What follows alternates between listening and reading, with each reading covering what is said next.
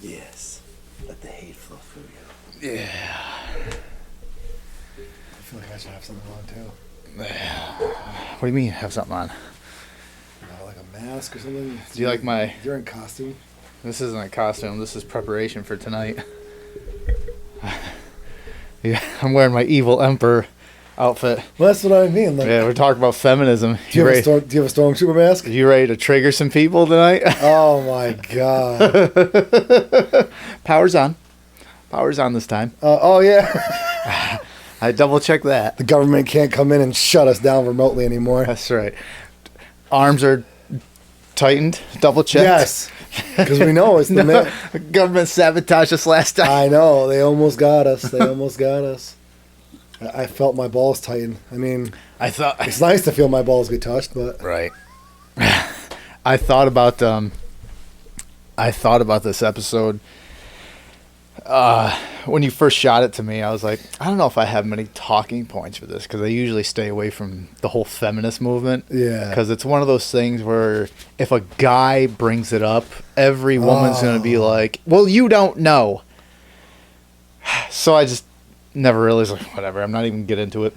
Well, then I started looking into it. I'm like, all right, I'm going to sit down one of these days and just like search. Learn. A little bit. What I've learned is most of it is wah. Not really. Well, yes, to a certain extent. This kind of ties in with the woke movement, God. which is something I also wanted to... For kids? Yeah. It's like forcing your way into one. The Sunny D, I mean. Yeah, I know. Pedo. It's funny. Oh, we're triggering.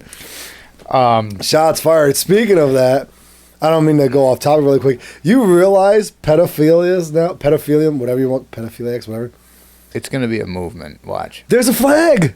I fucking knew it. There's a flag. I called this like a year ago. There's a legit I said flag. there was going to be a movement. Watch, pedophilia is going to become one of those fucking things where, just like the 70 whatever genders that are out there, it's going to become a movement. Pedophilia is 3, okay? No, I think it's 8. 8? I almost guarantee it's 8. I just looked into it yesterday. Ugh. I said like a year or so ago, I said, watch, pedophilia will become one of these movements because it's going to keep going down this, what we call rabbit hole all the time. And eventually it'll get to pedophilia. That'll be the next one in line. And what's going to happen is these NAMBLA members, as South Park. North American Rainbow Love Association. I only know that because of South Park. Yeah, South Park. What's going to happen is that these members of NAMBLA are going to say, well, our love for boys, doesn't anybody And take girls. that into consideration? Whatever the hell. Doesn't anybody take that into consideration? And then sure enough, that'll become a movement. And now you're telling me there's a fucking flag. Is there legit a flag? Yes, there is a legit There flag. is a fucking flag for pedophilia. Are we at the point where we all collectively can go, okay, let's stop. All right, enough with this make-believe playing games thing. Can we just say there is a mass psychosis?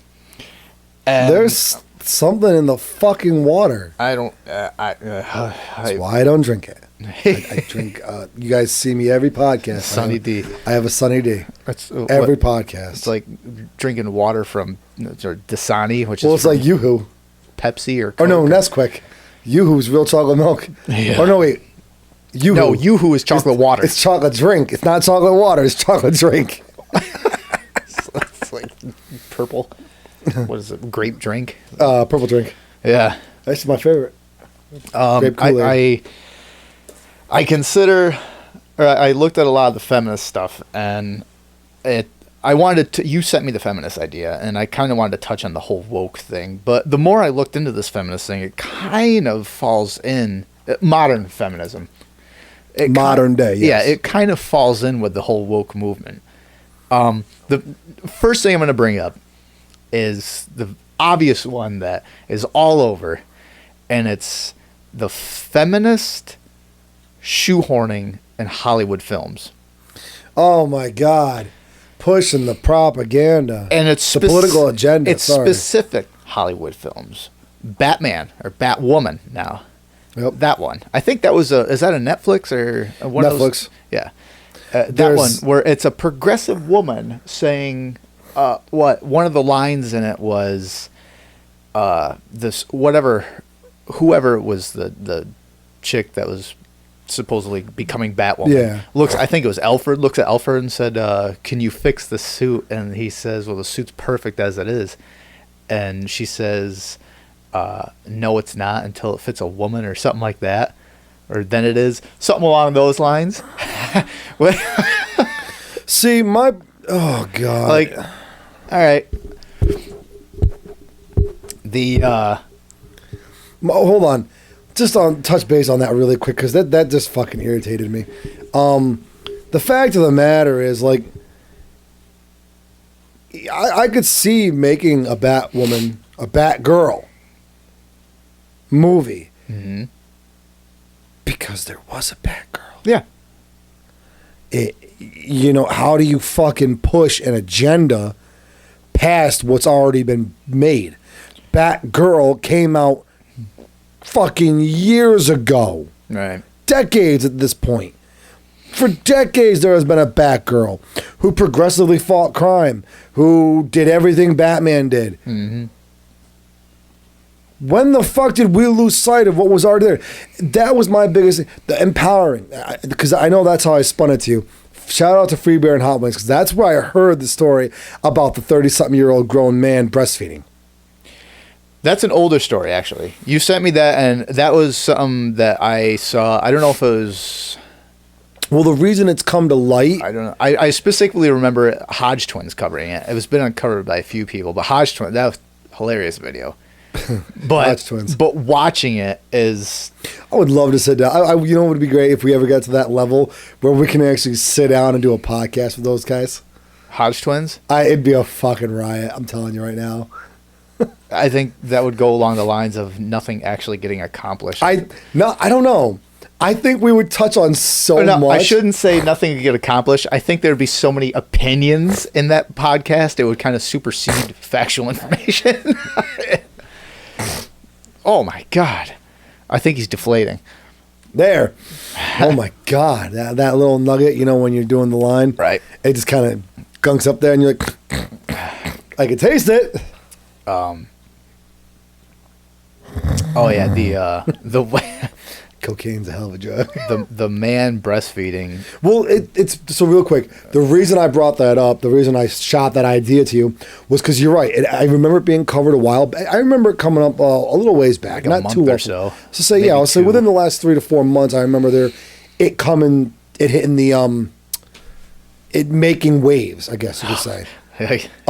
But it's recently been brought back because women who do it, they feel empowered because that's something they have that no man can take away. No transgender. And that's where it's like nothing's being said about this. The one woman I heard, because I was watching the video, doing the research, she's like, that's something a transgender woman will never have. That is why I am an empowered woman. Because I can provide a service that humanity can't go without. Right. Bitch, you're breastfeeding. Bitch, you're breastfeeding a 40-something-year-old male. What? Yeah. It's more common than you think. And it's coming to light because of the empowerment it gives these women over their men. And the feminist movement, they haven't really onboarded it, but they can't deny that they haven't acknowledged, they haven't heard of it because women are spinning it like that. Transgender women can't do this because they're not real women. But no one's attacking them for saying that because they're spinning the feminist movement angle. Right. So now we have feminists attacking transgender, basically? The other woman, because the same woman made the comment about how she's not opposed to the transgender movement. She is in full support of it. But without being a woman, you'll never know a true woman's suffering. Was one of the comments she had made. And she's not attacking. She's just like a person, a white person will never know the suffrage of a black person. That's why the Black Lives Matter movement is as prominent as it is. You know, despite what your opinion may be on systemic racism, critical race theory, racism in America, in today's day, you know, my opinion, we know this. You all know how I feel about it. I don't see racism. I've lived in some of the worst, and I've rubbed shoulders with some of the best. Never experienced racism. Right. Some minor cases, because like the one song I remember telling you about the in class, you know, because the roll and the R, that part, right. Yeah. But that didn't, as a kid. Well, was that racist though? That's the question. Is like it didn't come to it. Was it racism because was that brought out as a negative? It's like, well, of course you can do it.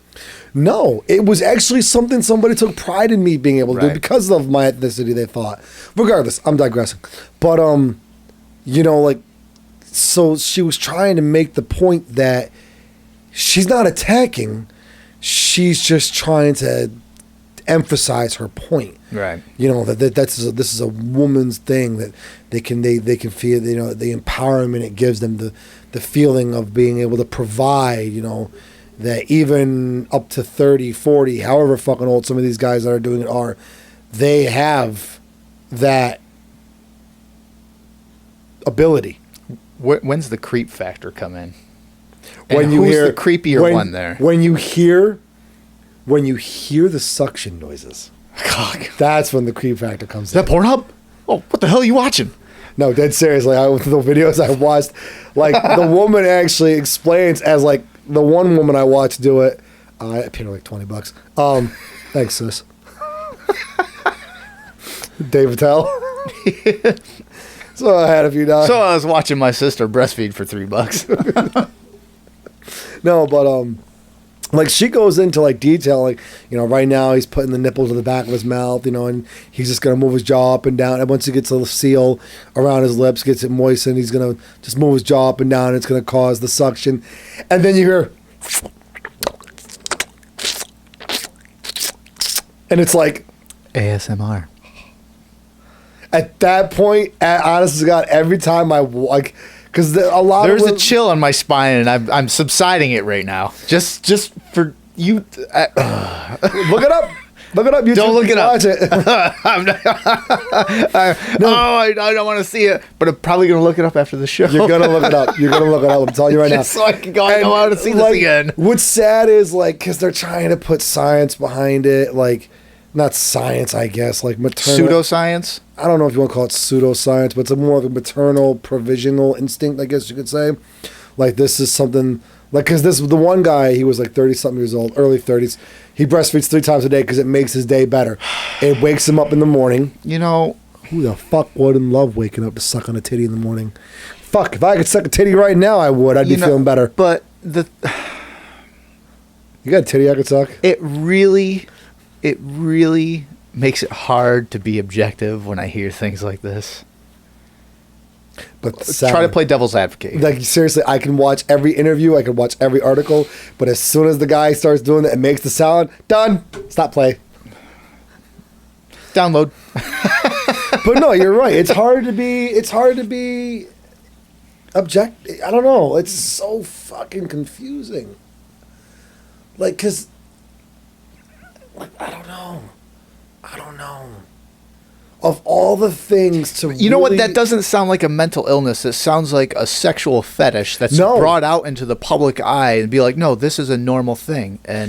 But it's something that started in the bedroom and is slowly becoming normalized as just a public thing to do. Well, like, I know the breastfeeding movement is huge for women just breastfeeding their infant and neonate in public, which fine. I'm all for that. Like, whatever. Kid has to eat. Sure. 46-year-old? Come on. I bet you he does come on. His dinner plate. Don't come where you eat. Okay. No, but so, like, and the thing about it too is, it's like, Because the one, there was three in particular I remember, and it's for these reasons. The one woman, very attractive woman, very, very fairly moderately attractive guy, like not, I wouldn't say like me ugly, I wouldn't say you handsome. He's like somewhere in the middle. You know what I'm saying? He's like right where my phone is between like Rich. Like Rich. Like We're gonna keep bringing Rich up every time he's not on the podcast. I know, right? But yeah, so it's like, no, like the guy just, there's no, it's like, she's like, there's no sex. Yes, there are moments when in intimacy, when they Seltzer, when they have drink. their, when they're having their alone time, you know, mommy, daddy, no parents dancing kind. Like there are times when. So they're a couple. Oh yeah, all these couples, but they don't breastfeed. Like he won't breastfeed. Is he actually getting anything? Yes. How? Because I actually looked this up. I felt awkward. I'm not going to lie. Because I didn't use incognito mode. And I felt awkward. All of this stuff, everything I researched. They can still search what That's you fine. search. Incognito mode is yeah, just but I don't want anybody grabbing my phone going, what's Charlie been searching? 36-year-old breastfeeding. Well, I'm not touching his phone anymore. I mean, it's bad enough. Some of the shit I've had to search so the government won't track my phone. Midget jerking off an elephant. Remember that one? Yeah, why not?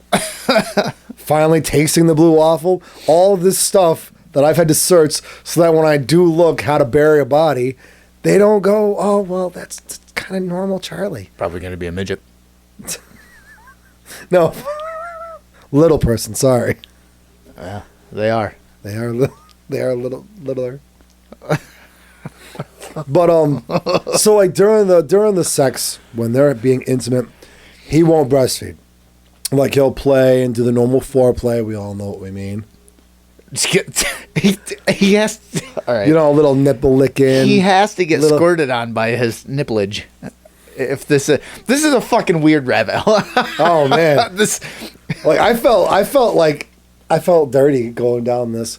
But it seems like every show we go on, it just gets weirder and weirder and weirder. Oh, I can't wait. It started off with, so I got a new job driving truck, and here we are 10 episodes or whatever later, and it's like, so these guys are breastfeeding or sucking on nipples and getting milk. You know, so actually, I researched this. Welcome to the show, everybody. Let's start the show. No, so I actually, like this part, like I was talking about researching, not on incognito mode, so I felt weird. How to stimulate milk production without having a child. Okay. Sad but true. There are ways out there. And I'm not going to go into detail. Oh, I'm sure there is. There's diets. There's pills. There's treatments. I know estrogen, an elevated amount of estrogen will actually make men lactate. That's one of the things when these big time steroid users and powerlifting or just bodybuilding and whatever, they have to take estrogen blockers because otherwise they will develop breast tissue and can, in some instances, lactate. So all you got to do is juice up and you can breastfeed your buddies.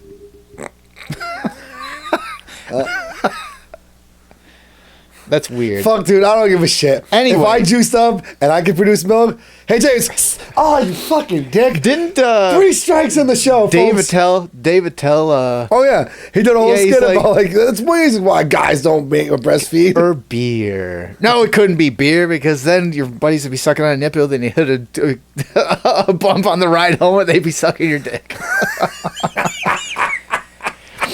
That's fucking hot. weird. I mean, funny. Anyway, Yeah, so yeah. going way back. Yeah, going way to back. Hollywood. So feminist movement, Hollywood, propaganda, Batgirl, Superwoman, That's Poison Ivy, Suicide Squad. no. Well, I mean, you want I'm just talking about like the huge franchises, the ones where women were shoehorned into them. Batwoman, the one example I gave, 2016. Ghostbusters. Oh, God. I called that. The minute they mentioned it in an all-female cast.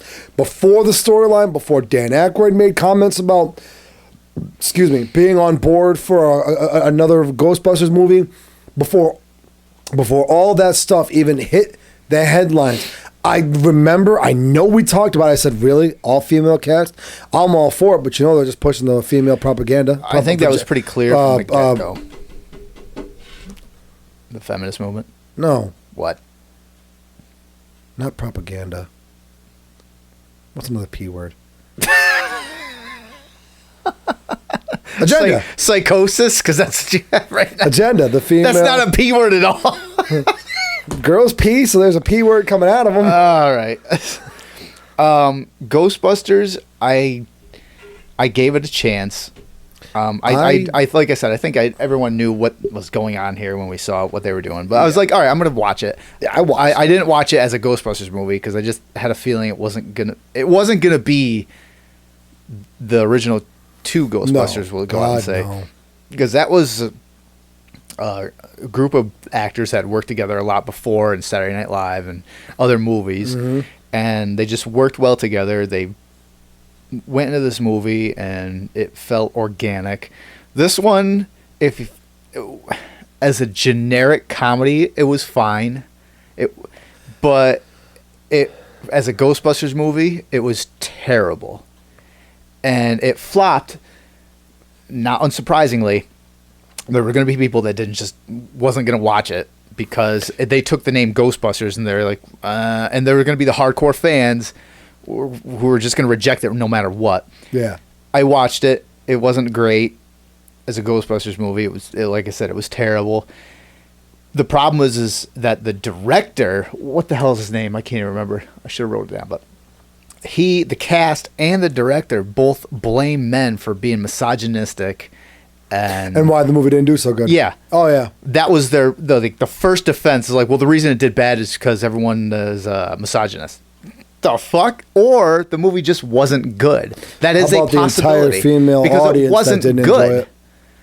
A lot of the actors that were in it were awesome actors. They're great. They've done other projects which were fantastic. Yeah. That movie was just not good. That doesn't mean that everybody who didn't like it is a misogynist and just looked down on women.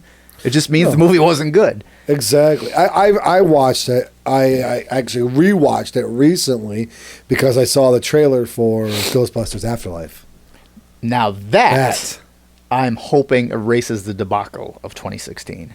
And it looks like it just might. And there was actually a surprise screening I saw. I was watching John Campia's podcast a couple weeks ago. Yeah. And he went to, I can't remember what festival, a film festival. And they were sitting in a theater, and he didn't even know. No one knew. And they said, they were talking about the new Ghostbusters movie, and they said, oh, and by the way, you're going to see it right now. And they can't say anything about it, like no spoilers, no reviews. But what he could say is that it was awesome. And if I'm going to believe any movie reviewer or anything, John Campia is usually the one I go with because I'd say 90% of the time I'm in agreement with him. Oh, definitely. So John Campia watched it and he said it was great. So. Yeah, so you're the one who got me into him. Yeah. And I literally, I feel the same way. I've found myself with John Campia. I've found myself I see where he's going, but I kind of saw it more this way. But I've still always agreed with him, and for the most part, yeah, because you're you and he's him. But as a majority of the time, I'm usually right on board with him. Terminator, the young girl in Terminator: Dark Fate, the Mackenzie Davis, I think her name was. She played Grace. That's the one where they killed off John Connor right in the beginning, I think. Yeah. And she took over to the lead role as basically the next person leading the resistance. Yeah. That's another one that was shoehorned in. And that one I'll get to again later in my next points.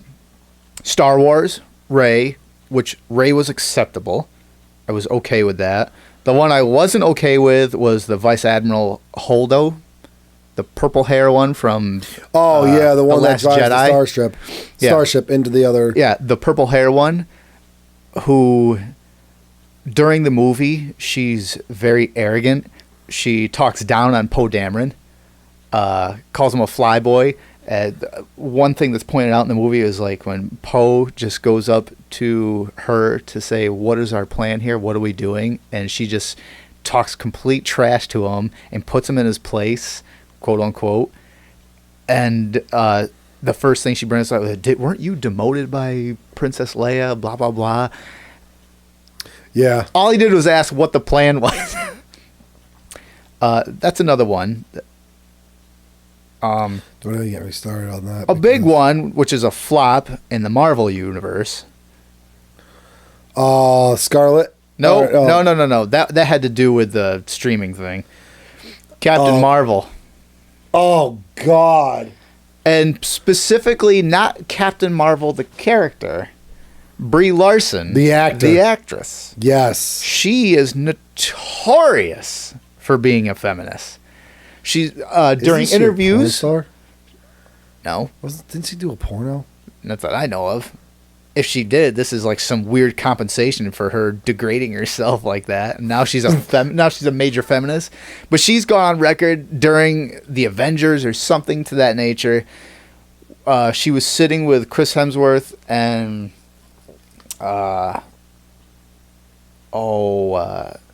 Don, what's his face? He plays War Machine. You know what I'm talking about. Oh, the black guy. Yeah. Shit. She's sitting in between them, and they're talking about doing their own stunts. She goes, "Oh, I did my own stunts. I thought that's what you were supposed to do." And Chris Hemsworth is like, "Oh, you're going to be the next Tom Cruise." And she goes, "I think I'm going to be the first me, not another Tom Cruise." And you can see Chris Hemsworth like half roll his eyes like, "Oh, Jesus." Like, yeah, you can't say anything. She's been getting flack. I remember reading an article. She's been getting flack since the first Captain Marvel. Because she didn't do all of her own stunts. No, she didn't. I did my own stunts. Fuckery. No, you fucking didn't. Yeah, that's the fuckery. Brie Larson, you did not do any of your own stunts. She didn't do her own stunts. She might have done some of them, but she definitely didn't do all of them. The way she the way she portrayed it is that she did all of her. She warned that in there. The porno. I'm gonna call you misogynistic. Good, call me misogynistic. I'll massage her all over. Here comes the heat. Oh, Brie. Marry me. The problem with a lot of these franchises and where they're pushing the female lead role is, well, there's two things. One is in all these, and there's other ones, it doesn't feel organic. No. At all. Well, really quick, just on a side note, because I kind of feel bad now that I am ragging on Brie Larson a little bit. Brie Larson, I actually I don't feel bad about ragging on her. Well, no. Because everything... Well, here I am. Like, I personally liked Captain Marvel. I thought it was good movie. The movie was okay. No, I was actually kind of bored with it. It has nothing to do with Brie Larson by any means. Like, just as a fan of the Marvel MCU, I watched the movie, and maybe it's just we were so spoiled with Winter Soldier and Civil War and the first Avengers, Infinity War, and all those before, and then Captain Marvel comes out, and it felt like in the wrestling world you have the cool down matches in between, like there's a big spot fest match, and then there's a smaller kind of boringish match in the middle, and then this huge main event. That's what Captain Marvel felt like. It felt like this movie that came out in the middle of like these huge events and just kind of brought the tone down to kind of give the fans a break, an emotional break. If you want to go on wrestling lingo, then wrestling references, to me, I see what you're saying, how it was supposed to be like that in between filler, but to me, it was that in between filler that I'm sitting there and it's like, oh, this is going to be an in between match, and then all of a sudden it's like, holy crap, it's actually a pretty entertaining match to watch. That's what it was for me. So, Brie Larson, good job doing Captain Marvel. Too bad you didn't do your own damn stunts. Got him! Jesus. Here's the biggest problem I have with the feminist movement in Hollywood for all of it. It doesn't take into account all the past strong female leads. Oh, my God. Speaking of Sigourney Weaver. I was just gonna say Ripley from Alien is Holy one of the shit. top ones. You're talking... Well, I just watched Ghostbusters today, 1 and 2. Well, I watched 1. You can't really say Sigourney Weaver in that because... No, but that's why I thought I was going to go with the Aliens movies. Dude, the woman fucking fights xenomorphs and lives. multiple times. Well, she dies in, what, 3? Yeah. But She dies a couple times. That was her clone. Yeah. Yeah. But still, the fucking woman saves fucking humanity at some point. Sarah Connor, bringing up the Terminator. Sarah yes. Connor, which is the Terminator original. 2 Yeah. and 1. Yeah. Especially in 2. But in 2, she was like a hardened. Because she had been in the psych ward fighting to fucking... Yeah, she was a hardened survive, protagonist yeah. by then. And in the other one she was in. Dark Fate. She was in Dark Fate, yes. too. She was badass in that. Yeah. So there was really no need for another young girl when they killed off John Connor. Killing off John Connor in the Terminator timeline, which is everywhere. I'm okay with that. You know, where's this going to go? But, I mean, let's face it. The last 3 or 4 Terminator movies just have nothing. Yeah, they haven't. No doubt. Yeah. Very little fizzle. Selena. From the Underworld. Oh, okay. I was say, what the fuck does Jennifer Lopez have to do with this? It's a strong Why female did I lead. go to the fucking Hispanic? Of course. Fuck you. No, Selena from Underworld 1, 2, and not 2, but 1. No, 1, 3, and 4. Because Underworld 2, the woman who played Selena wanted so much money. They said, no, we'll just do a prequel, Rise of the Vikings. Right. We got Michael Sheen to do it, so fucking A. Michael Sheen, great fucking actor, too. This goes modern and old school, both new and old Wonder Woman. The TV show from the 70s. I was going to say, that I don't remember there being an older movie. I remember the TV show. A TV show and the more modern movies. Yep. That is what happened when you take a woman and put her in a strong lead character spot, and it's organic. Yeah, Wonder Woman was good. Yes, Wonder Woman 84. fantastic. That one was. It suffered the same thing with any. First movie comes out, fantastic. So you follow up with it, and you're like, well, it's all right. But the thing is, Wonder Woman, the first Wonder Woman that I noticed right off the bat is Wonder Woman had to learn everything. In the first movie, she had to develop her powers and develop everything, much like most superheroes. Mm-hmm. And the second one, it shows her as a child, easily cutting through all these other adult athletes and everything in this obstacle course she's going. Just kind of completely retconned the first movie. It almost feels like it should be a prequel. Yeah, I didn't really understand that one, but whatever. Yeah. The original Charlie's Angels. God, even the new show. Movies. I thought they were cool. The one from the early 2000s? With Cameron Diaz, Lucy Liu, Drew Barrymore? Yeah. There was 2 of them. Yeah, but there's a newer one, isn't there? Or maybe it's coming out, or I don't know. Maybe. I got wind of it a while ago. But even the 2000s era, Charlie's Angels 1 and Charlie's Angels 2 Full Throttle, I thoroughly enjoyed them. Yes, Cameron Diaz, tight little shirt, whatever, showing whatever. But the fact that Lucy Liu, who has never been one much for sex appeal, very sexy woman, by the way. Futurama had it right. She was named Time's hottest woman in 2000 and 2060, when she was just the head. Yeah, fucking loved it. Great movies, action. Showed that women organic, even though there was some cheesiness to it. Yeah, but very organic. They had a good time. Appeal. Yeah, they had a good time making it, and it was very successful. Alice from Resident Evil. Mila Jovovich. Oh yeah, the Resident Evil movies. Jovovich. Yeah, Alice. There's another organic, super strong female. Even though the Resident Evil movies went off the rail, they were still fucking good movies. Mm-hmm. Yeah, the movies were entertaining. Yeah. They took parts of Resident Evil. As it went along, each movie just took elements of different Resident Evil games, mostly the first 3. Yeah. And incorporated in. But still, organic, worked. Very strong, powerful woman leading. Here's my biggest one right here. Oh boy. Voice cracked and everything. This is serious.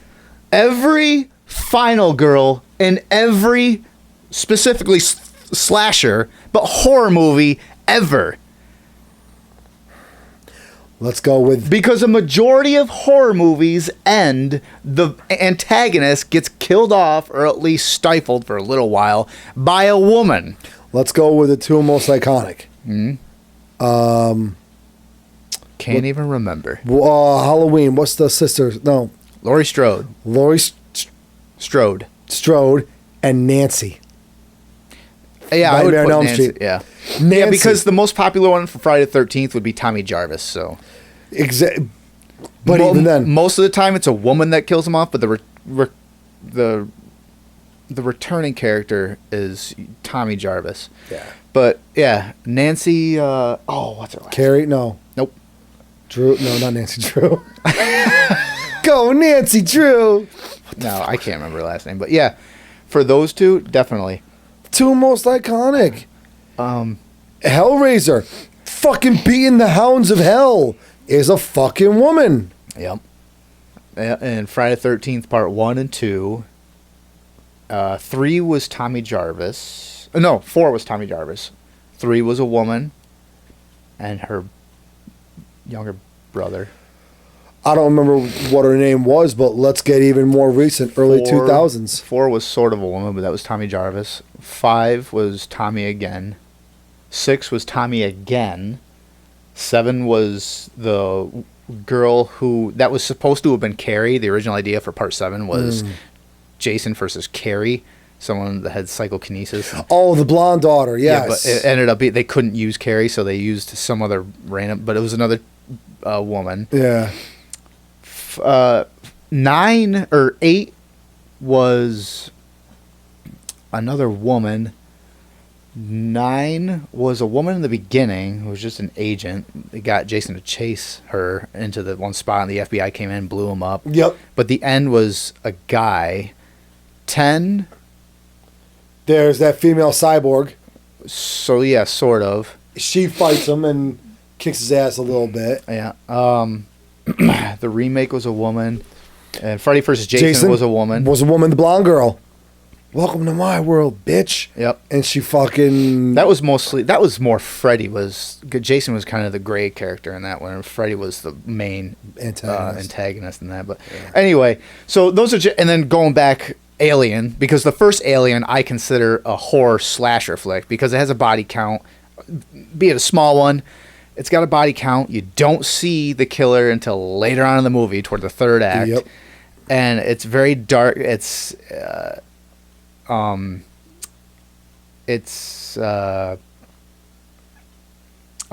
the word I'm looking for? It's the corridors and everything is very close. It's narrow?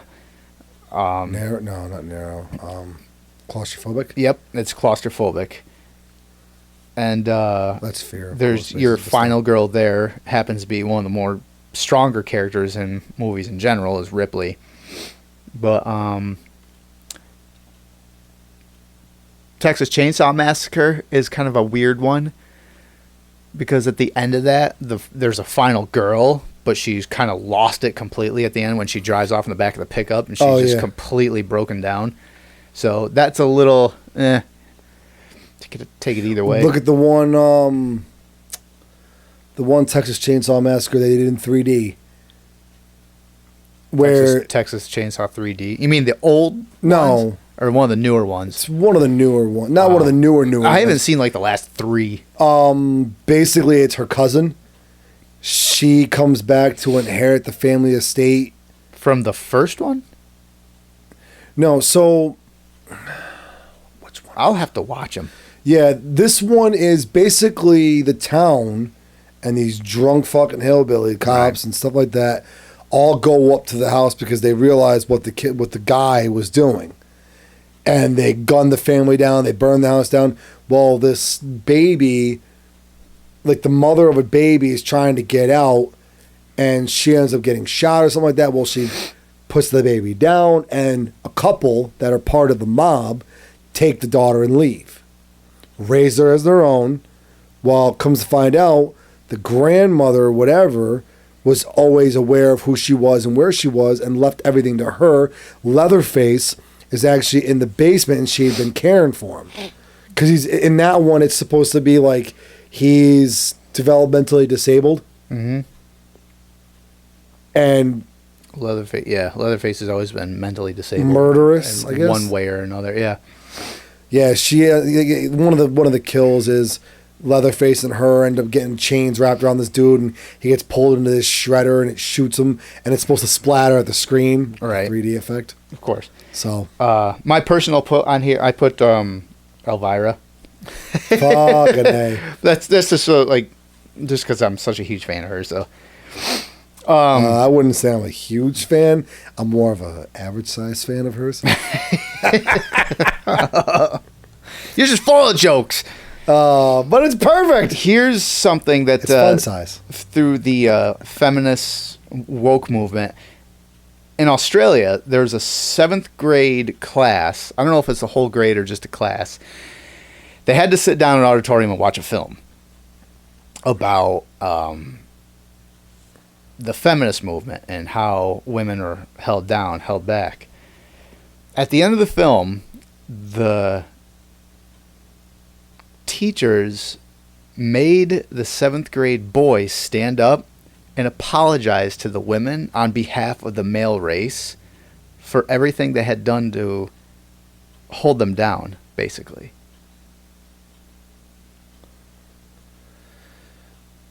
Yeah.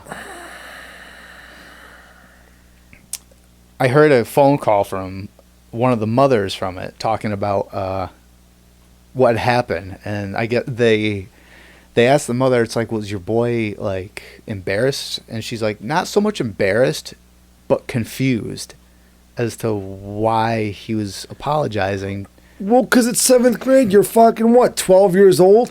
All you've ever been taught in life is to apologize when you've done something wrong. Right. And you're explained what you did. It's what you did wrong is explained to you, and then you are made to suffer the consequences. Which they did all of that. They explained what they did wrong, but this also goes into the whole debate with critical race theory, showing white people you are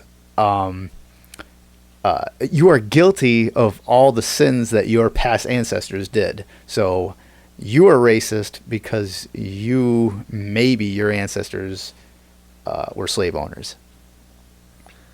Sins of the father, huh? That's fucking sins of the father to the max. Yeah, and that was... Oh, sorry. That's fucking racist or misogynistic, I guess, because it should be sins of the mother then. That was stuff that was brought up, or when the Bible was written, the Bible abolished that, because before that was a thing. It's like, listen, your father did this, so the children have to suffer. Yeah. Yeah.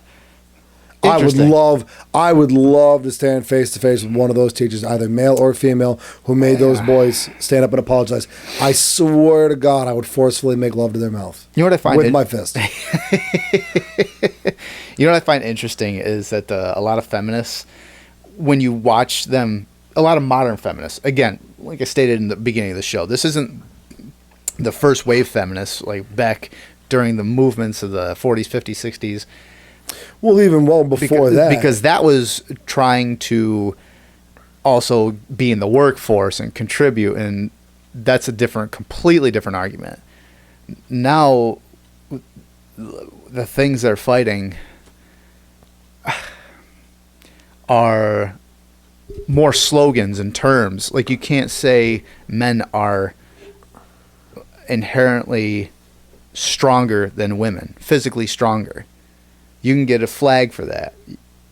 Oh, on Twitter. Is that your opinion, or are you just stating that? That's if you look at. Are you reiterating a statement? It's if you look at graphs, if you look at bell charts or a bell graph showing tensile strength, showing grip strength, anything like that. Any stupid thing that they measure, because this is scientists, like, it's like, we're going to measure how far you can finger push this can when it's full of whatever. Men are stronger. But if you say that, this feminist movement will come down on you and saying that's promoting misogynistic hate speech and this and that. And yeah. A lot of these women are feminists, extreme feminists are arrogant. They demoralize men. They demoralize things men stand for. They are arrogant and how they talk about what they're doing. The whole example is when Brie Larson was talking about, I do my own stunts and, that whole thing, even if it's not true. Yeah, the helicopter spin. The way they come off in actuality is the way they perceive men and whatever, like, as a whole. Sure, there are men that are misogynistic. Of course there are. There are racists. There are everything else. You don't have to establish that because it's common knowledge. But they portray all men as that, which is an extremist. Yeah, you're no longer a feminist. You're an extremist. Another thing that I guess it goes in with it, is the expectations between men and women when it comes to each other and relationships. If a woman says, how many times have you heard a woman say, I could never date a guy that's less than 6 feet tall, or 6'2", or 5'11", or 5'10", or whatever. Or I could never date a guy that's super ripped and jacked like Scott Steiner, or that's way too much. That's whatever. I could never date a guy who has long hair. I could never date a guy who has dark hair, or blue hair, or whatever, green hair, no hair. That's okay. Much like most of the women that ever said I could never date a guy that's like you, Charlie. I've heard a lot. Really? We had to go into the relationship talk? But if a man says... Y'all are about to be fucked. You guys are going to be fucked. Too much, too little, basically. A woman. And they say that, it's fine. Whatever. It's normal. You hear it all the time. Now, if a man says, I could never date a woman that's overweight. Now that guy's fat shaming. Fat shaming, exactly. I could never date a woman that's too short. Well, now your height, what's it called? Oh, I'll get into that. I got something for that one too. Basically, see, and that's the problem with this feminist movement in this regard, in regards to what we're talking about right now, with what's the word I'm thinking of? Standards. It's like, even when you go back, I mean way back to cave people days, they recently have been discovering that, even back then, mating wasn't just for procreation. It was for entertainment. It was for pleasure. So even when they didn't know a finger in the butt feels good, ooh, it was like, oh, I feel good about this. All right, done. It came down to women making the final selection. Mm-hmm. Because... Well, isn't that natural selection? Yes. Yeah. A man can look at 5 women and say, on a conscious level, that one has all the features I like. Mm-hmm. On a subconscious level, it's not about the looks. That one's genes, that one's genetics look the most appealing for the greater offspring. Right. Yeah. Now, that guy could go up to her and say, I like you. Let's procreate. She sees anything. Imagine if it was that easy now. I know, right? I swear to fucking God. If it was that easy, this world is fucked. I'm fucking... Well, if it was that easy, we'd have a lot more than, 7.9 billion people in it, which isn't good. Not this guy. But hey, Bill Gates is on that. Don't you worry, people. Not this guy. This guy wouldn't be making any more. But now, a woman can look at that same man and say nope. A woman can look at a genetically inferior looking specimen and subconsciously say, for some reason, those genes seem right. Procreate. You know, so... Another one is... Confucius say, one key open many lock, master key. One lock opened by many keys, sloppy seconds. Yeah, something like that. It's in one of those books, the textbooks from school. Baggage is another one. A man doesn't want a woman with a lot of baggage. Now, that doesn't necessarily mean children or anything like that. It could be just emotional baggage. Yeah. Like, oh, I was broken up with this many guys, and I was used, and I was raped, or anything like this. That's a lot of baggage to be bringing from person to person. And I don't even think it's a man thing. I don't think anybody wants that amount of baggage. But again, if a woman says, I don't want a guy with a lot of baggage, that's just shrugged off. She's an independent woman who deserves every bit of respect she gets because she already has so much to take care of. Why should she have to take care of a man? But if a man says to a woman, I don't want to deal with a lot of baggage. Oh, you're not willing to support the... You're not strong. Yeah, you're not strong. That's a big one. It's like, well, you're not strong enough to do this. Now, if the roles were reversed and a guy says, I don't want a woman who's a father to somebody, or who's mother to somebody else's kids, I just don't want that baggage.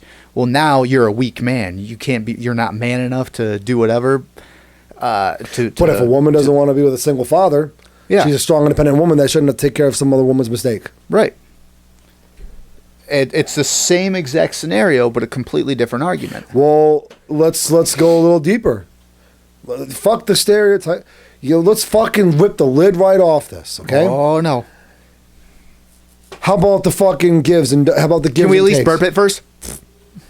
How about the gives and takes? How about the input versus the output? The willing to put in what you're willing to what you want to get out of a relationship. Right. If a woman walks into a relationship and says, I need this, I want this, and I'm getting this, and the man doesn't provide, he is less of a man because he cannot give her sexually, physically, emotionally what she needs, financially, whatever. But if a man walks in and says, I want this, I need this, and I expect to get this man, how dare you expect more of a woman than she can give? You should be grateful this woman's even giving you the time of the day. Sex, money, emotional support, physical support. Mm-hmm. Let's touch on each one of those things. I'm going to go backwards in that, though. I said what? Sex, money, emotional, and physical? Mm-hmm. So physical support. If a woman comes home after an 8-hour day and the husband's, let's say they both work 8-hour shifts. Mom works, the wife works fucking 9 to 5. The husband works 7 to 3. Both work 8-hour shifts, but because that husband is home 2 hours before his wife, he better have that house clean and dinner ready by the time she gets home. Because if not, well, why the hell are you with a man who wasn't going to take care of you? Even though he may work a harder job, but let's say they both have the exact same job. Mm-hmm. They just work different shifts. He's working nights, she's working days. He's got to sleep during the day. When she gets home from work, he's just waking up. She's going to bed while he's going to work. When the fuck does anyone have time to cook, clean, and spend time with each other? So the physical support right there. A woman can't... add kids to the equation. Well, fuck, we won't even add kids yet. A woman comes home, doesn't get the hot meal and the clean house like she's expecting, that man is inferior because he's not physically supporting her as much as he possibly can. Right. She comes home after a hard day, stressful, dealing with a lot of other people's problems, says, look, babe, I just want to talk to you. I just want to relax and cuddle. Listen, I'm sorry, but I got going to work. That guy's not emotionally supportive. He may have to go to work, or let's throw the kids into the mix. Those kids have homework to do. He's emotionally supporting her by keeping the kids from stressing her out. Well, what if she needs more? Now, fuck you all. I swear to fucking God. Oh my God. Oh, why can't he support? He's not a strong enough man because he can't give the children the support they need and the wife. When the fuck do the kids go? And I swear to fucking He's skipping. God, I swear There's to God. There's a load symbol. Load symbol. Got it. Any fucking woman ever looks at me and says, I come before the children, I will you're right, you come before the children, because I'm burying you before the fucking children. That's a threat to you kids, too. But, okay, so now, emotionally, hard day. We both have, known people to go through some traumatic stuff where they've needed some emotional support. And we give them what we think we have and what we can. Right. But because it's not what they need in the moment, it's not sufficient enough. So now all of a sudden we're the fucking assholes. Okay, let's go to financially. We're going backwards here, remember. Let's go with financial. A woman, they make less per hour. Okay. If you show me, if there is numbers out there that for a while showed women were making less than men, which as of late, some of the good accomplishments of the feminist movement over the decades. The original feminist movement, which we reiterate again as 100% support of that. That needed to happen. And that's where that originated from, I think, World War II, when women were needed in the workforce. They were getting paid a fraction in some jobs, but... And exactly. Up until, I want to say within the last 20, 30 years, the last 10 to 20 years, there was still a marginal gap, which now, yes, unfortunately, it took decades to bridge that gap, but women are making the same as men. Women can do the same jobs as men. I'll go on record and say right now, which I'm fortunate enough to have a lot of examples in different fields when it comes to this, so it's just odd that I don't really touch on this subject until now. The woman I'm with makes almost double what I was topped out at my last job making. So there's an example right there where, women make a lot. So now, even if, let's say, okay, I'll use your example. When you were making top where you were, she's making double that now. Mm-hmm. Financially, in the in the feminist movement now, not then, now, if you're not willing to spend as much, if not more than her, to make everything work, like that 50 down the bills, if you can't meet that expectation, because let's say they downsized your job or you got hurt and they put you in an office gig and you're making less, you can't meet that standard of that 50-50 agreement, you're less of a man. Mm-hmm. It's not because your job was cut. We know someone, Dino, the one job he had, they got bought out by foreign industry. Right. So that's how he started down the career path he is now. Right. He went without a job for a while. Kim was the main provider. So he was less of a man. Right. He was, you can't provide. But to expect a woman to meet that 50%, I've known people who said, well, this is the way it should be. And a woman sit there and say, well, why? You're the man, you should be the provider. Men are inherently expected to be the provider. Here's the argument I have for that. I think for the extremist women, or feminists I'm talking about, those are the ones that say, the cliche, I don't need no man. But when they find a man, they expect that man to give 100% while they only give 50%. And they expect that man to take over the role of the stereotypical classic woman and stay home with the kids, blah, blah, blah, blah, blah. And if that's...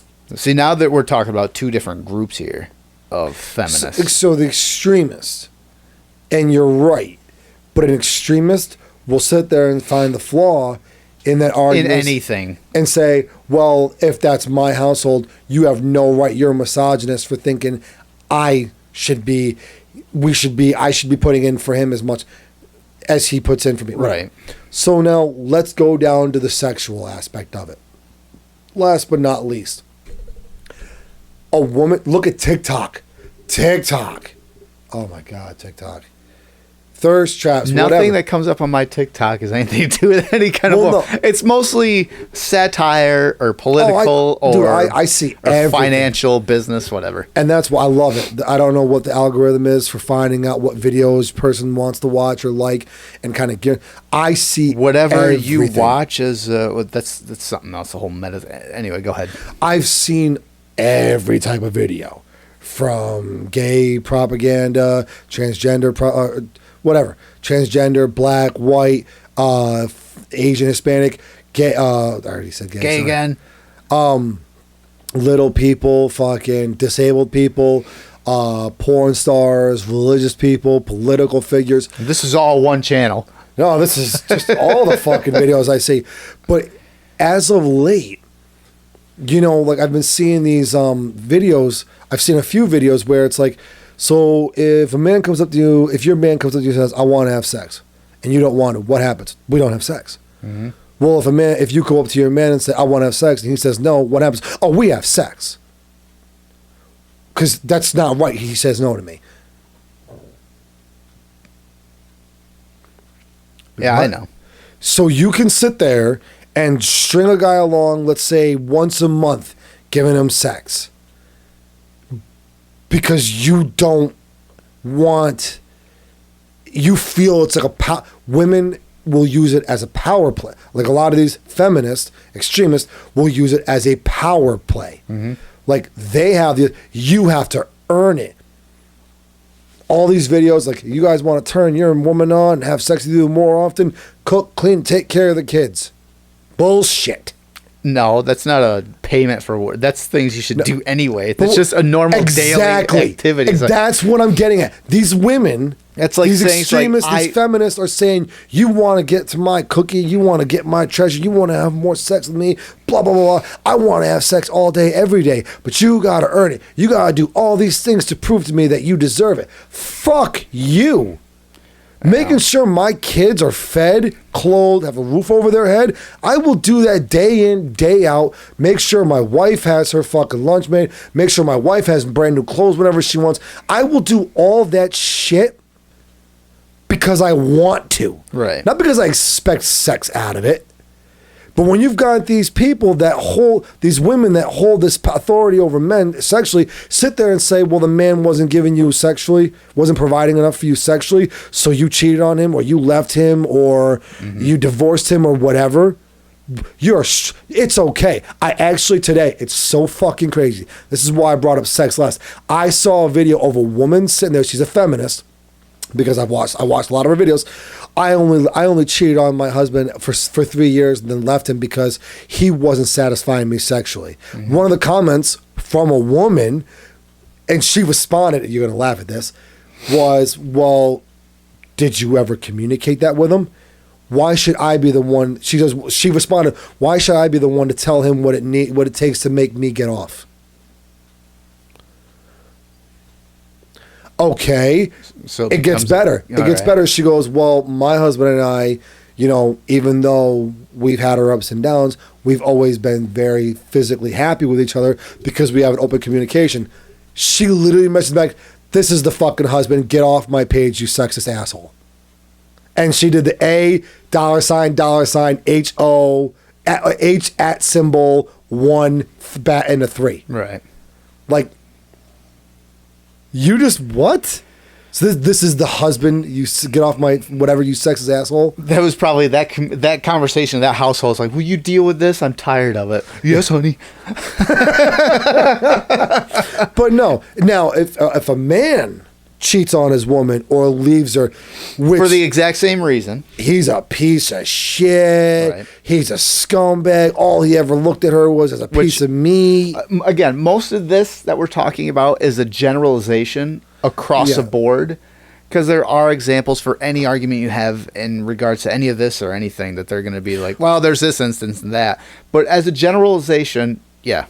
Well, that's why, like I said, on both. That's why I'm bringing up both, and I'm gearing it towards the female side in the situation, not towards the general, not towards the entire female towards gender. The female, not towards the female gender. No, not towards the females, the feminist extremist. Yeah.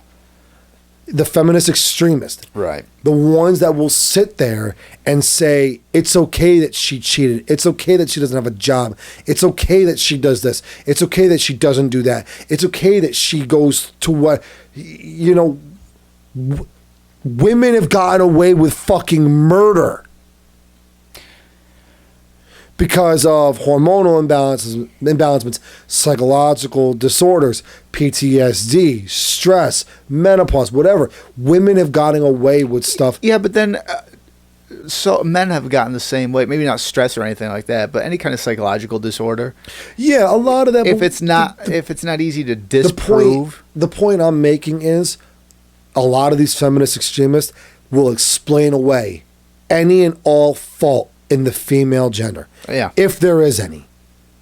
That becomes more of a woke thing too, which that's, again, like I said in the beginning, the more modern extremist feminist has become more of a woke movement or a part of the whole woke thing. I just, and it's like these fucking these feminist extremists are so manipulative that it's almost to the point where, and I'm sorry when I say this, because this is a general statement to the female community, such as the Black Lives Matter, such as, the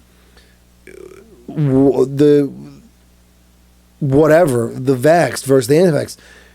The movement has gotten so manipulative that it is literally to the point where it is making these people who never had a problem with the system before start to sit there and go, wait a minute.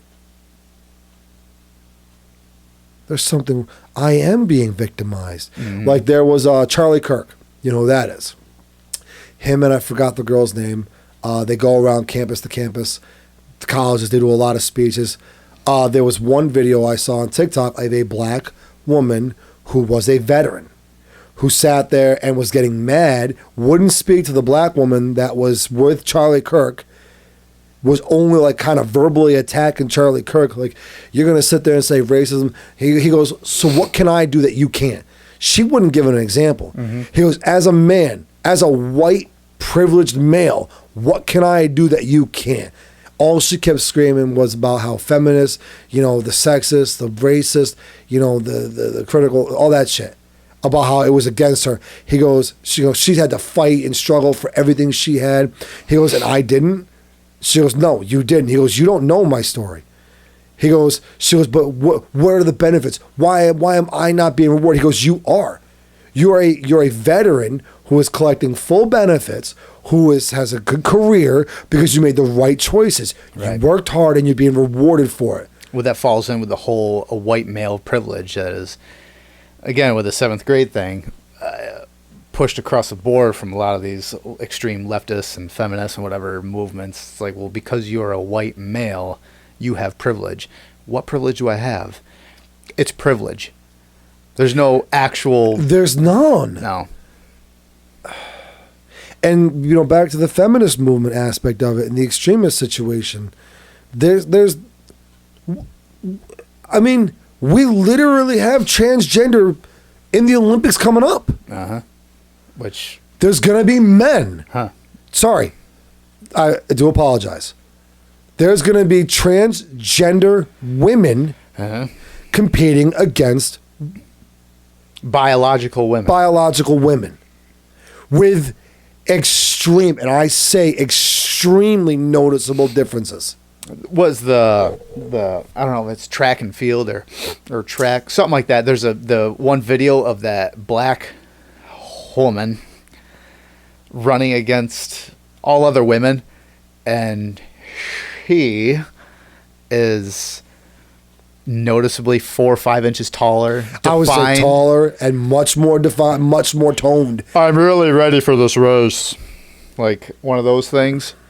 And that's exactly the video. You watch her run and just hurdles. That's what it was. Obliterate everyone else. Like there was at least a 2 that's to 3. Okay. There was a 2 second to if I counted correctly, there was a 2 to 3 second gap. Whatever it was, which it was in just hurdles, a complete. You're talking, which is like basically 17 miles. Like, I was gonna say you're talking 50 feet difference. That's okay. And now that you're saying they're going to be in the Olympics, apparently, I don't know if that's There's talks true of now. them getting Yeah. into the Olympics. Which that's insanity. That's to me, that's on the same level of the Russians using steroids in the Olympics. Like, come on, really? Like, that's crazy. I am in full support of putting to bed a lot of the issues that people feel are going on. Let's find out what the root of them is. Let's find out if there is a problem, in fact. And if there is, let's get it taken care of. You mean an actual, like, misogynistic or anything like in regards to things that men may be or may not be or whatever doing? Yeah. Like actual real-world problems? Let's look at the presidential election. Trump versus Clinton. I mean, come on. Of 2016. Of 2016. What's the problem? If there's so much problem, if there's so much evidence of so much wrong going on in the world in regards to the misogynistic, the male gender, the feminist movement, if there's so much wrong with it, so much wrong being done, why wasn't it done? Why wasn't it Clinton? Why didn't we elect a female president? And that's, as flawed as people say the election process is, either being stolen, whatever, who cares? There's a process. And, on some basic level, I do trust the process. Mm-hmm. I mean, I'm not going to sit there and say I put all of my faith 100% into the government. No, it's not perfect. Right. Like the vaccine, etc. I'm not going to say I will trust in the system to an extent. You see Caitlyn Jenner is defending Dave Chappelle now? Is that an earthquake? It's the government. No, actually, I did not see Caitlyn that. Jenner is now defending Dave Chappelle from his last The Closer special he had on Netflix. With Netflix, yep. Yeah, he's saying says Dave Chappelle is 100% right and everything he's talking about, the LGBTQ, that community. And he said this whole thing of them coming down on Chappelle is an example of the woke culture running amok, just being completely out of control. Now this is coming from Caitlyn Jenner. So when you have basically one of the really Figureheads. the original figureheads of the more modern extreme push and movement of the I don't want to say woke community, especially not now. Maybe the original woke community coming and aiding you, because now, like I said before, now they're attacking artists and comedians, which of all of them, comedians are probably the last ones you attack because they're just strictly satire. Maybe has truth in it, but they shouldn't have to worry about what they're saying because it's just what comedians do as a universal rule. Now let me ask you this, in your opinion, because I didn't hear about this article, so you know a little bit more about it than I do. I didn't mean to. I just looked at your dick twice. He meant it. Well, I was trying to reference your notes, and then I'm like, oh shit, dick.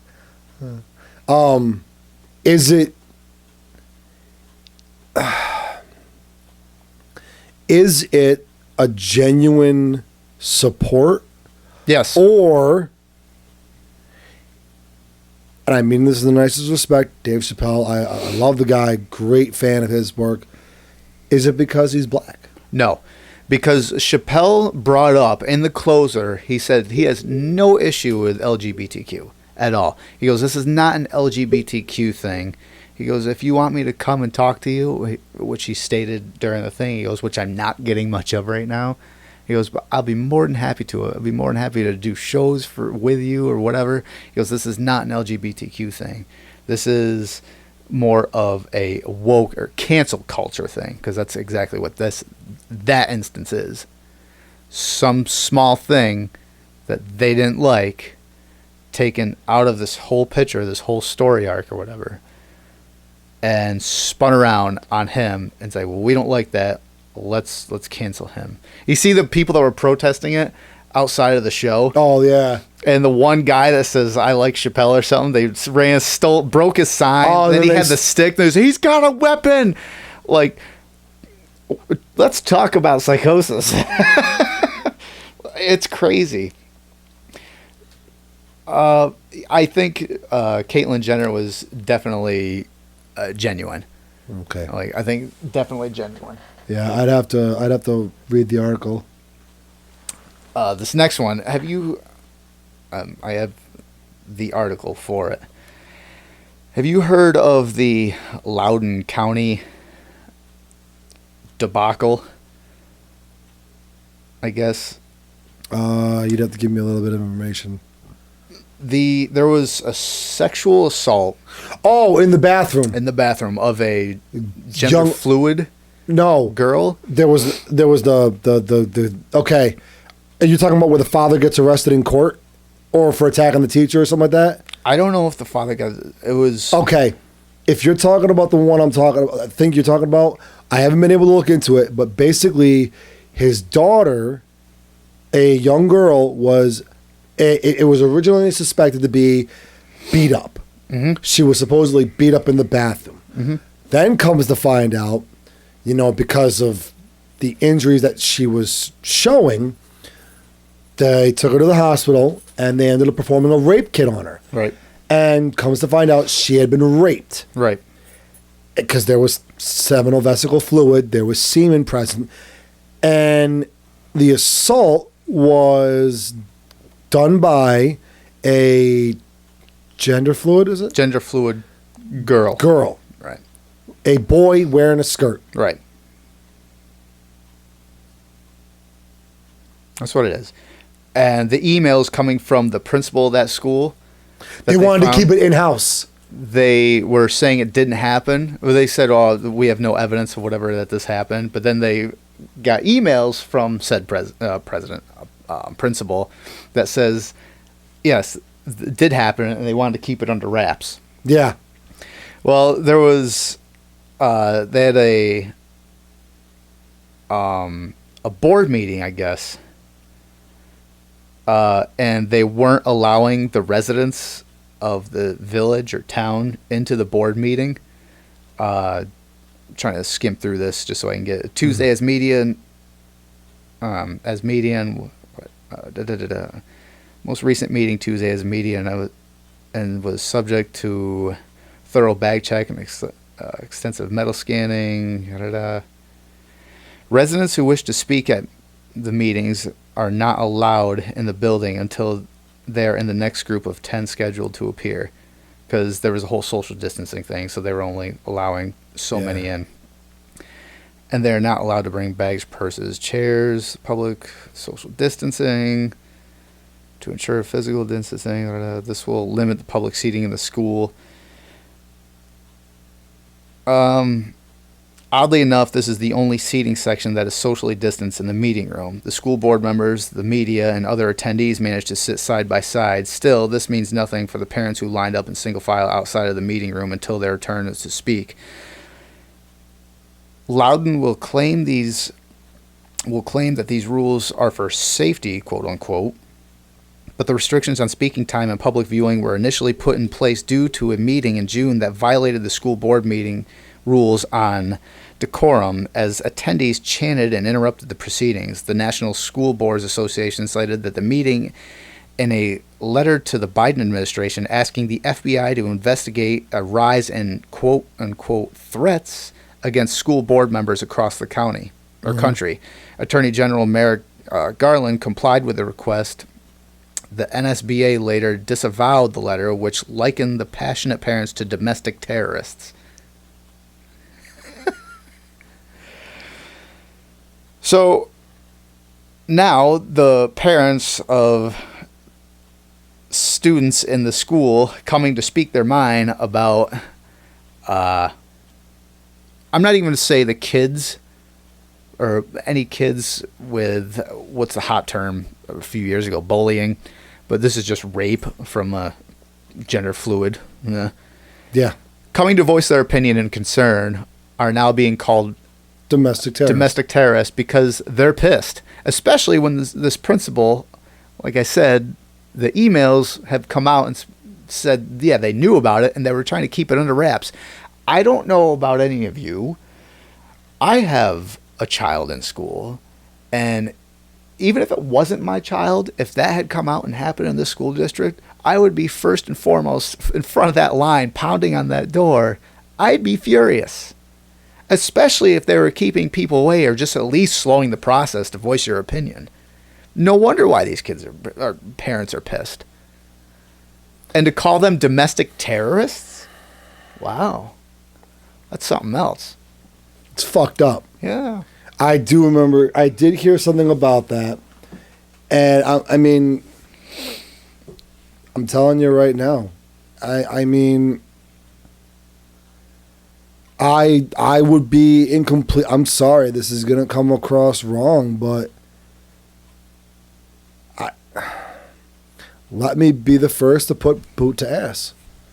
I mean, I'm telling you right now, if anything like that were to ever have happened to my child or a child of whom I'm close to family-wise, I mean, let alone just a child in the school, I'm going to be the person. I'm going to be right behind you or right in front of you, banging on that door. If it happened to any kid pissed up there. off. But if it happened to a kid I knew, I'm telling you right now. It's going to be a problem. There's going to be a lot of problems. And so, but I think that the thing that I pulled out of that article was the domestic terrorist thing. Now, granted, their claim of or filing suit or whatever I just said was basically denied to have the FBI come in and treat it as though they were domestic terrorists. Yeah, that's disavowed. like a glimmer of hope. But just the fact that the school system would do that. Because the school system fucked up. Big time. I'm telling you right now, I would, oh my God. Big time. I mean, I'd love to forcefully make love to the principal right now. Like, against his will. I mean, like, everybody remembers the bat the governor had, right? Walking Dead. He only got a... Oh, yeah, governor. I thought you meant our old governor. No. The Walking Dead. The governor, they call him. Everyone remembers Lucille? that bat. Was it Lucille? Was its name? Or, I don't remember. I think it was something like that. I know. know. No, maybe that was Mick Foley. I can't remember. I know. Me and that bat would both be taking turns. No, I think it was Lucille, and Mick Foley's bat was Barbie. Yeah, something like that. They were both wrapped in barbed wire. Mick Foley's just better. Yep. 100%. You see, some universities, Blue State probably, have woke training now. This one's more race, they're training people on white privilege and instructing white students on how they can use their privilege for good for minorities and whoever else is oppressed. Oh, you mean like donate to charities, feed the homeless? No. Oh, so don't cure all the world's fucking problems. No. White privilege. Like, I can drive 5 miles an hour faster than the next person. Along with some of these movements, this is what the actual fuck? I think this came up on just a random a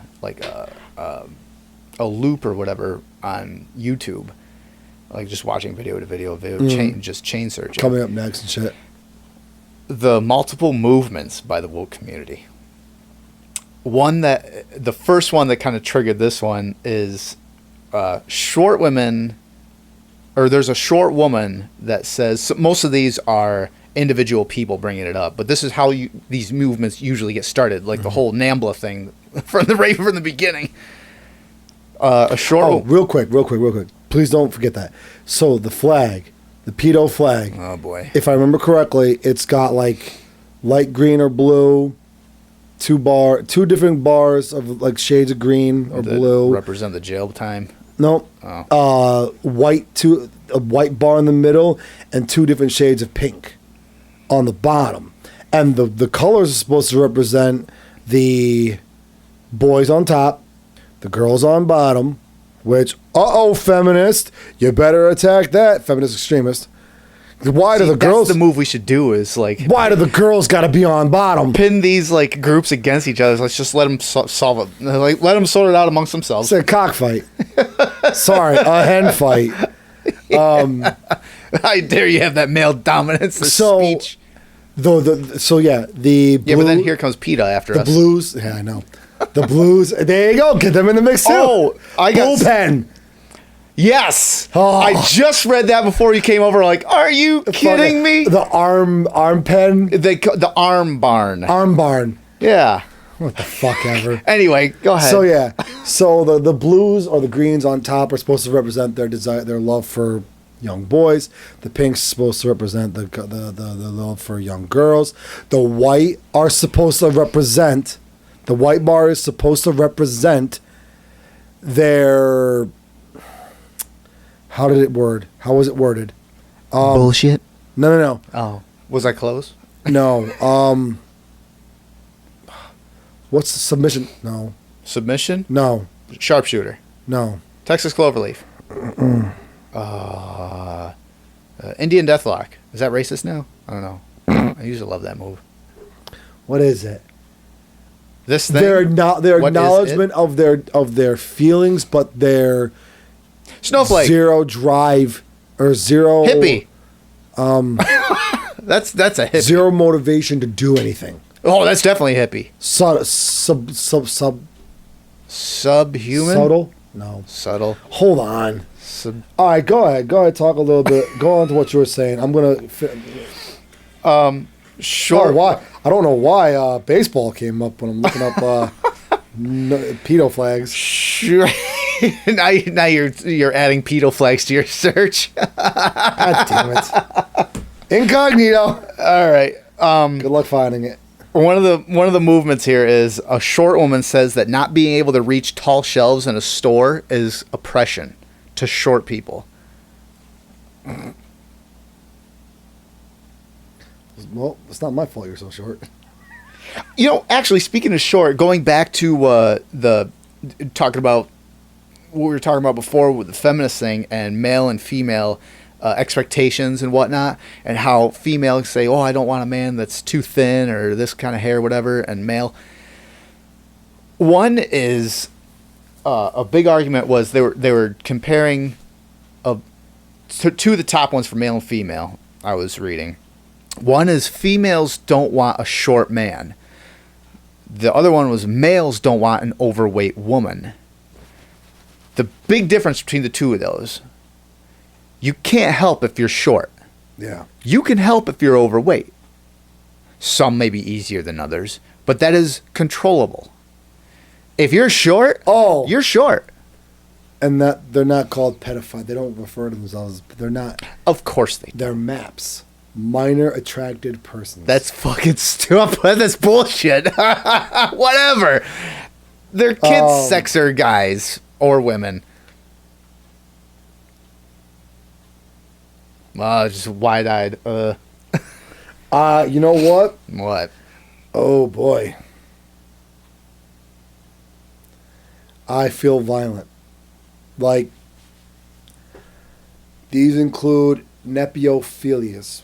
What the hell is that? Attracted to babies and toddlers. Of course it does. Of course it does. And this is a movement that's being pushed, or is a movement? It's a movement it's beginning. All right. These include nephrophilias, attracted to babies and toddlers, pedophilias, attracted to prepubescent children, hebephilias, attracted to pubescent children and early adolescence, and ephobophilias, attracted to late adolescence. What about neonates and embryonics? Are we going to get there yet? Are we there yet? I don't know. The two tops. Okay, so this is the flag. I don't actually. You know what? I don't even want you to put this image. I'm not going on to the channel to see. It literally is like dark greenish bluish. It's blue, lighter green. It's like a blue to a greenish blue to a yellow to a white to a yellow to a pink to a pinkish red. So the top two stripes are blue to represent no maps. I don't know what no map is. No. You just said it. I know what MAP is, minor attracted But persons. no. So NO is be not only minor. Yeah, I don't know, maybe. Oh my God. All right, so whatever. The top two stripes are blue to represent no maps attracted to young boys. The bottom two stripes are pink to represent no maps attracted to young girls. The inner stripes are yellow to represent childhood and general attraction to minors, regardless of their gender. The middle stripe is white to represent our innocence and unwillingness to offend. There's no fucking innocence there. There's not. Whatever. Move. I'm gonna murder somebody because I didn't even know nepophilia was a thing. Nepophiles. Fuck it. Whatever. Overweight, John. I'm just moving on because that. Yeah, please. I can't. I can't fucking believe. Yeah. Yeah. So yeah. Again, that just goes. Here's in the with thing, whole, though. There are genetics do play a factor with some people and their size and their weight. Right. Yes. Like I said, some might be harder than others to do so, but you can do it. Oh yeah. There's hormone treatments. The point there's steroids. There's all kinds of stuff. Well, not even that. The point isn't like how hard or easy it is to lose weight. The point is that is controllable. Height is not. No. It's okay for a woman to say, "I don't like you because you're too short," but it's not okay, which you can't control. So, is that discrimination? Probably not in this world. But yes, by definition, it is a discrimination. But saying, I don't want to date a woman who's overweight, well, why? Well, there's health risk later on in life. There's this because maybe I'm just not sexually attracted to them. Whatever. But if you say that, that's not good. And that's something you can control. Well, let's not even, let's go away from the whole weight aspect of it. You know, it's not discrimination for a woman to say, I don't want to date a man because he's short, but it is discriminatory if a man says, I don't want to date a woman because she's too short. Remember Caitlyn? Right. Fucking came up to my armpit. Mm-hmm. Odie, her, at the time, boyfriend. Like, I love short women. And I'm like, no offense, man. I don't know if I could date a shorter woman. And she laughed it off. She goes, you don't know what you're missing. Get yourself a short girl. And I'm like, I'll pass. Come here. No, but then you didn't know. Julia was a girl that I was in my school. She was taller.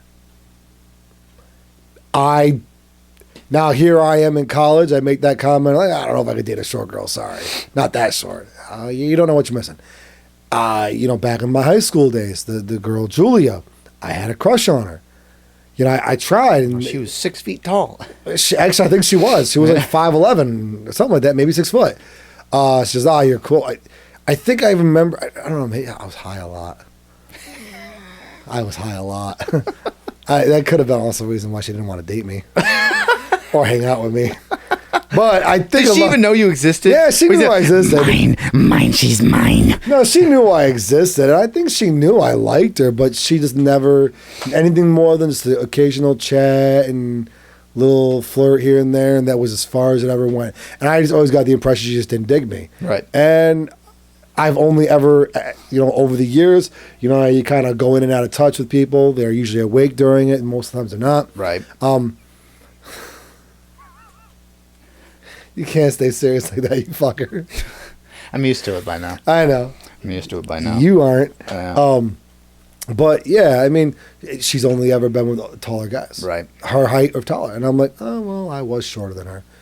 So I just had no choice but to accept it. Right. Another movement Fuck is... all of you girls who didn't date me between 1st and 7th grade. I was catch. Probably herpes or something.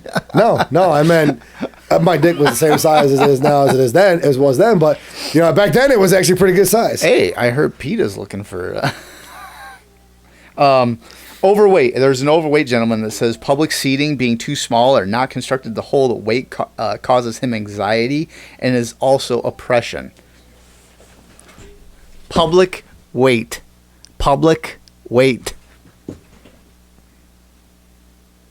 Because he's afraid that this chair will break 'Cause he's heavy. Oh God, I feel oppressed. Yeah, I mean, that is also. I could definitely come up with an oppression. I mean, like if I'm not being provided a service, am I being oppressed? Well, in some of these movements, yes. Good. Making up pronouns to fit identification. This one is fun. I looked up a lot of them. Please tell me you wrote about a handful down. I did write a handful down. I want to hear a handful. Zim, zay, zis, tim, tay, em, viz, I, his/her, him/her, her, I guess, HIR, ear, he/she. I ended with Wait, that. HIER? HIR. Oh. He/she, she/he. That one specifically, the last one I wrote, man, there's 78 of them. I wrote that one down. There's a TikTok video of this guy, I guess. He's calls himself, the first name was Alex. The first name was Alex. And he says that he can transition between this him, her, or yeah, him, her, to this no, what was it? It was he/him transitioning to a she/her or something to that effect. You can't fucking keep this shit straight. And he goes, well, in this instance, he starts off as she. It's fucking confusing just explaining it. And the look, he looks into the camera and goes, and then deepened his voice a little bit, and then was a different person, name. And, well, the reason why I can transition like this is because we've been in the system the longest. And I'll send you the video. I'll find it. Isn't that multiple personality disorder? Isn't that a mental sickness? Why is this okay? So wait. And now, mind you, I wrote, there's just a few of these pronouns, but there are also people making up more pronouns because they don't identify with any of these 78, almost 100 of them. So, like, one is the, Thee, which is already a fucking word. So, let me ask you this. Which in original English, European English, is you. Yeah. If a person has multiple personality disorder, can they all have different genders? This one does. This one goes from, well, I would, just looking on the surface, looks like it goes from male to female or female to male, whatever. But they have it as like him, her to her, him, or she, him, her, whatever, going back and forth. And all they do is just change their facial expression to look like they're, I don't even know. It's just, you watch it and they just go from like that. Maybe a smidge of exaggeration, but if you watch it, you're like, what are they doing? I'm not trying to find them. I'm not trying. It's ridiculous. I'm not trying to laugh about mental disorders. I'm sorry. The funny part isn't mental disorder. It's not even funny. You watch it. Wait. What the hell? Question for you: Can his since he's a him and a he and a she and a her, can allegedly him slash he slash him sexually assault she slash her? Wait until that pops up. Wait until someone brings themselves into the police station and say, I got raped. Well, who was it? It was... And they bring up the other person and say, I'm here to confess. If they don't throw them in the loony bin, there is no more... And you know what? If it happens in Chicago, Wait. with Lori Lightfoot, their whatever, the mayor there, of Chicago, whatever, what have you, the one that's defunding police and all this other like crazy extremist stuff, and she's just on board. The one they call Black Beetlejuice. Yes. Yeah. If that happens in Chicago, they'll just go along with it. They'll be like, all right, we're gonna indict the other you. So trans age is a thing, and What trans age? Trans age is a thing. What the hell is trans age? Like there's a 50-something-year-old dude who identifies as a something-year-old, like a 7 or 8-year-old little girl. Well, there's the whole thing that goes with the Ben Shapiro thing. If you're like, you can't magically change your age, well, apparently now we can. You can change your age and gender. Because he actually has a host family who takes care of him when he identifies, when his personality goes to that, he goes with his mother and father. What if his main personality is a pedophile who likes little girls, and he goes to being his 7-year-old girl self, and he molests himself?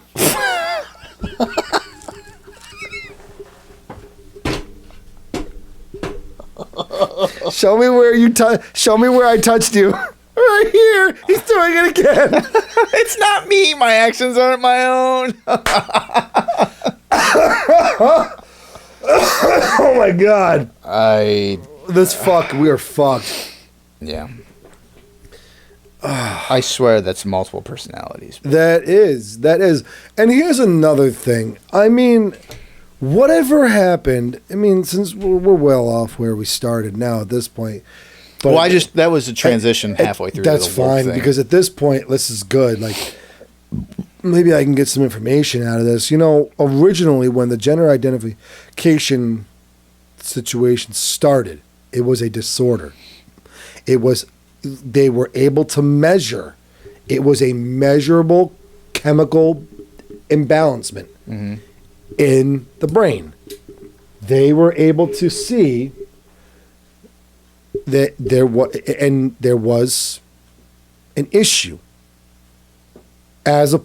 so when you look at the level, when you look at the definition of the norm, you know, I don't think we don't have a definition anymore. For a 25-year-old male, a heartbeat of 65 to 85, blood pressure 120/80, average shape, average physical, average health, you look at these levels, and then you do the same thing for a female, 65 to 85, 120/80, et cetera, et cetera. The medical norms, on what, a person with no disorders, whatever, when you compare them to this person, the medical norm, that's what we'll use, terminology, medical norm. A medical norm. There was issues. There was different levels. There was different measurements on everything. Right. And they were finding a lot of these to be similar to people with mental and physical disabilities, people with post-traumatic stress disorder, people with severe traumas, whatever, etc. With medication and therapy, they were able to not cure, but, get these people functioning on what they felt was a normal level to them.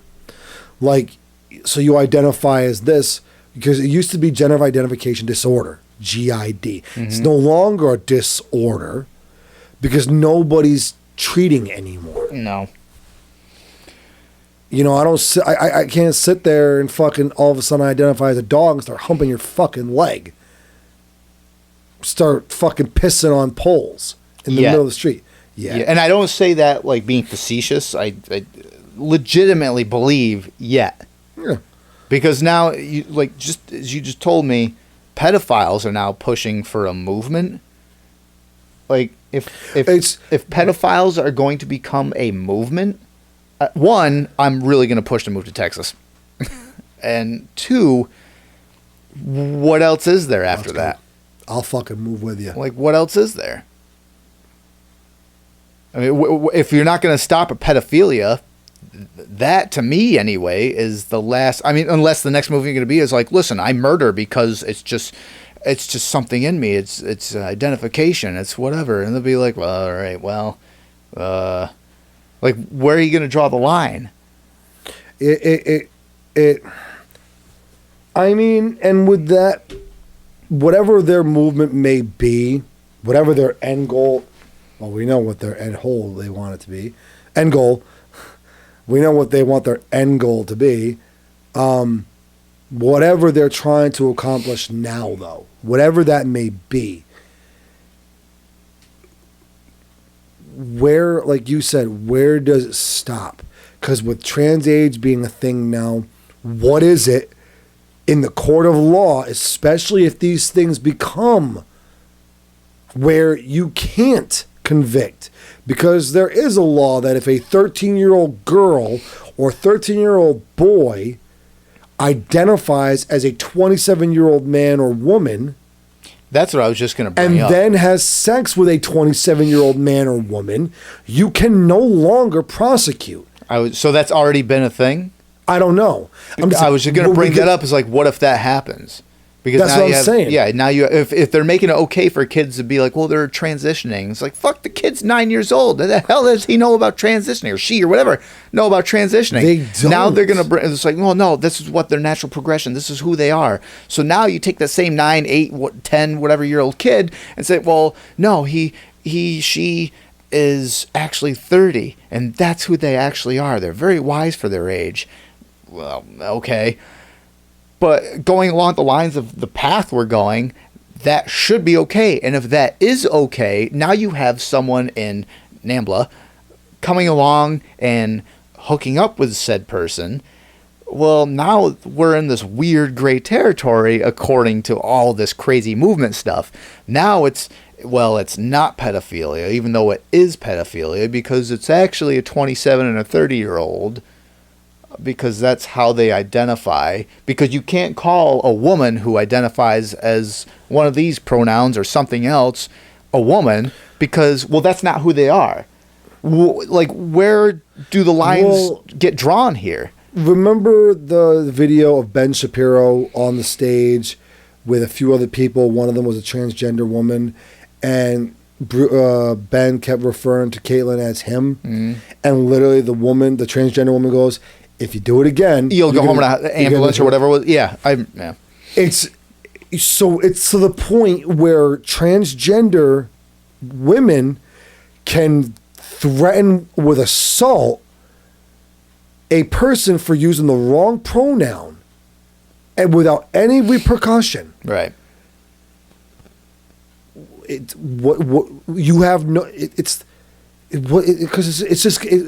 literally, that is the fucking slope. That is the start of the slope. We're gonna go down that fucking hill. We're gonna crash, and when we hit, it's good. I can't wait for the purge. I don't know. It's gonna be dangerous. I genuinely hope there is never a purge in real life. I'm fucking telling you. Terrifying. You know what else is dangerous and maybe terrifying? Maybe it's not about well, actually, it could be terrifying. You hear about the reparations that Biden is trying to... illegal immigrants. Illegal immigrants. I had to double check. Is it illegal, or is this like a Fox News spinning? It is illegal immigrants.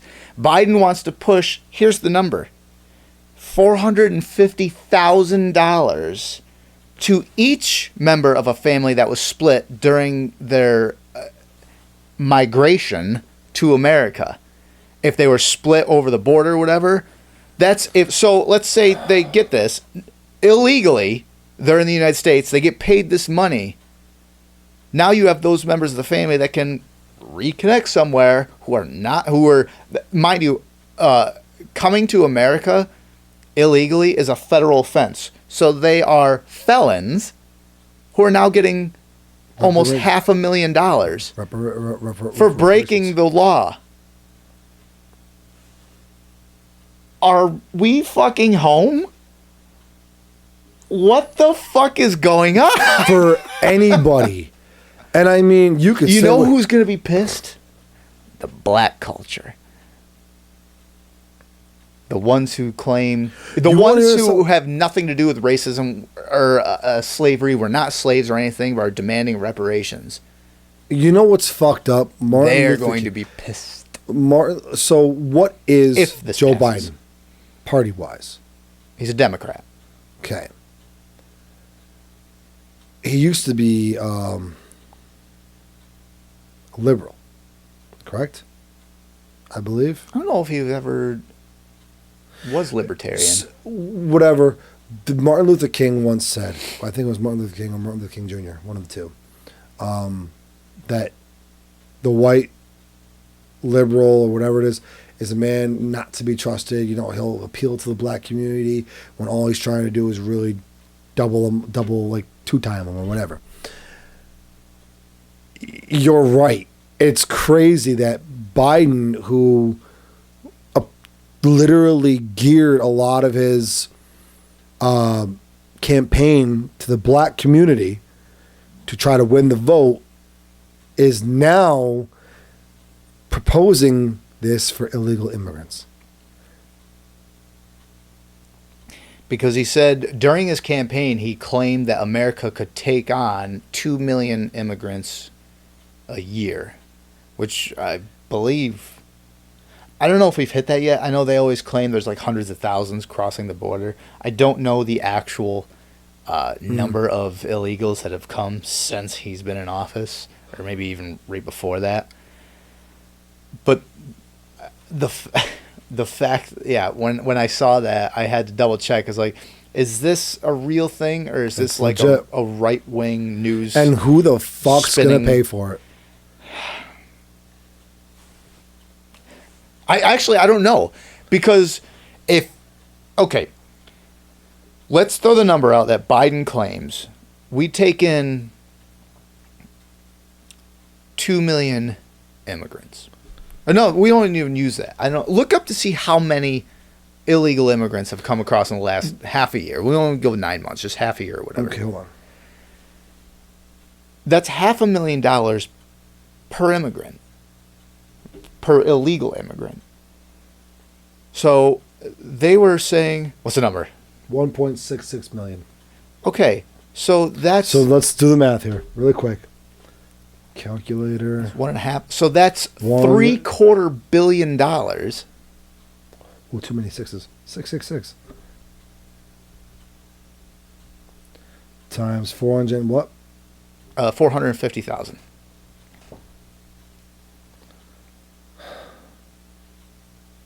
$720 billion. Oh, sorry, I said billion. Trillion. $750 billion.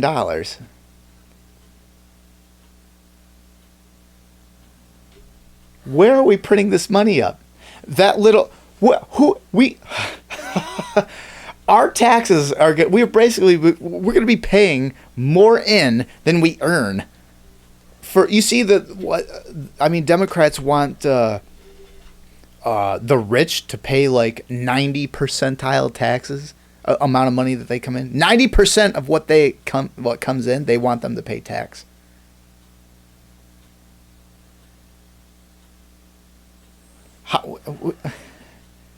Now, granted, could they afford it? Of course they could, but that's not the point. And you see when AOC wore that dress there, that one gala she went to. Oh, yeah. Where it says tax the rich. And she was there with a spokesman of... she was at a gala who was all rich people. She's wearing a dress that said tax the rich on the back. The designer of the dress owned multiple companies that went bankrupt or something like that. Like, that's not really the place. Someone, I can't remember who, but someone equated it to like them going to a BLM rally with a KKK mask on. It's like, you're kind of wearing the wrong thing.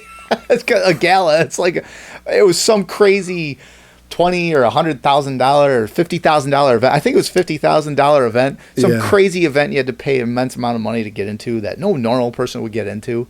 And, well, and then attacks the rich. Dumbass. But yeah, so $700 billion. Who's coming up with the money? Well, don't forget, if we strike that coin, you're going to need 700 of those. That one coin would help. Maybe that's why they want to make the coin. So we need room for what? We got it. Can we make like 6 more while we're at it? Wait, what? Speaking of not telling people, here's another one I saw right before you got here. The spokesman, or the Hispanic spokesman for the New Jersey governor, who, Wendy Hernandez, I think her name is, who was caught on, this is Project Veritas. James O'Keefe, I think, is the guy that runs it. He caught her on candid camera, or hidden camera. Same. I just said the fucking same thing. Anyway, telling somebody that I cannot remember the name of the governor of New Jersey. He was going to.